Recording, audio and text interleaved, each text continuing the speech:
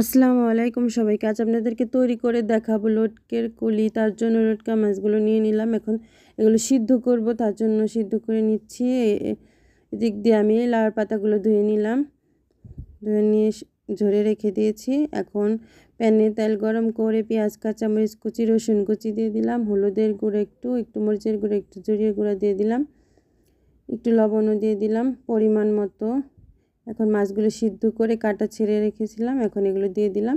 এখন এগুলো ভাজবো, পেঁয়াজের সাথে এগুলো ভাজা ভাজা করে নেব। ভাজা শেষ, এখন আমি নিচ্ছি। এখন এই পাতার ভিতরে দিয়ে এভাবে ভাজ দিয়ে দিব, কলির মতো বানিয়ে নিব। এটা লাউয়ের পাতা দিয়ে বানাচ্ছি আমি সবগুলো এভাবে ভাজ দিয়ে দিয়ে বানিয়ে নিব লটকার কলিগুলো। এগুলো খেতে খুবই মজা হয়। দেখতে পাচ্ছেন সবগুলো বানিয়ে নিলাম। এখন তেলে ভাজবো, তেল গরম করে এখন দিয়ে দিচ্ছি। আস্তে আস্তে উল্টিয়ে পাল্টিয়ে ভাজতে হবে। ভেজে নেওয়া শেষ, এখন নামিয়ে নিচ্ছি। আপনাদের দেখাচ্ছি কীরকম হয়েছে। ভালো লেগে থাকলে অবশ্যই লাইক কমেন্ট